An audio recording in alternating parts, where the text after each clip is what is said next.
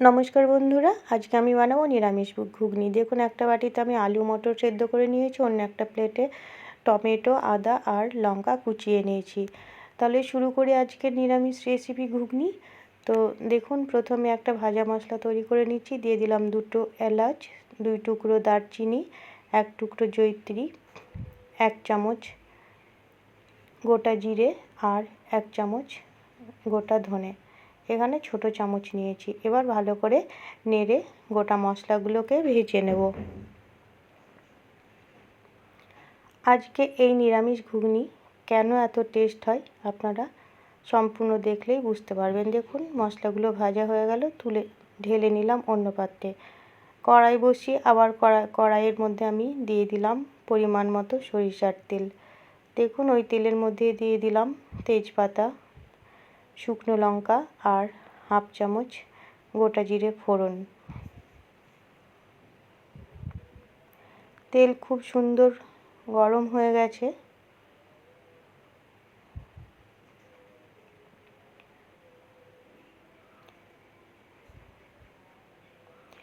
এবার ওই তেলের মধ্যে আমি দিয়ে দেব লঙ্কা কুচি। এখানে আমি 4টে লঙ্কা নিয়েছি। আদা কুচি 1 চামচ। আপনারা নিজের পছন্দ মতো লঙ্কা কম বেশি দিতে পারেন, যে যেমন ঝাল খাবেন। এবার আদা লঙ্কা একটু ভালো করে ভেজে নেব। এখানে খুব বেশিও ভাজবো না। দিয়ে দিলাম কেটে রাখা টমেটো। এখানে আমি বড় সাইজের একটা টমেটো নিয়েছি। দিয়ে দিলাম 1/2 চামচ হলুদ গুঁড়ো আর 1/2 চামচ কাশ্মীরি লঙ্কার গুঁড়ো। অল্প লবণও দিয়েছিলাম আগেই। তো এবার নাড়াচাড়া করে সেদ্ধ করে রাখা আলুগুলো দিয়ে দিলাম। এবার খুন্তি দিয়ে ভালো করে আমি কেটে দিচ্ছি।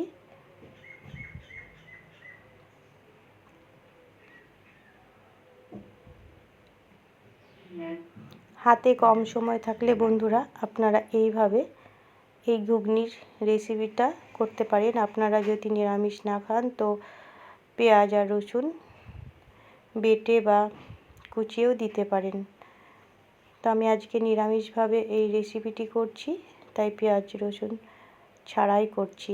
দিয়ে দিলাম সেদ্ধ করে রাখা মটর। আবারও একসঙ্গে ভালো করে নেড়ে নিচ্ছি।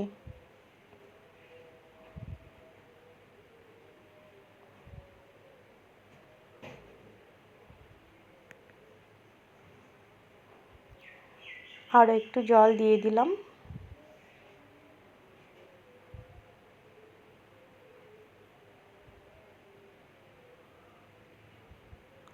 এবার 2 মিনিট ভালো করে ফুটিয়ে নেব।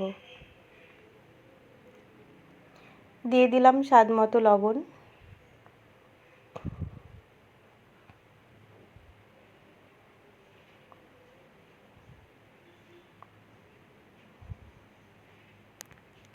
দেখুন, খুব সুন্দরভাবে ফুটে গেছে ঘুগনি।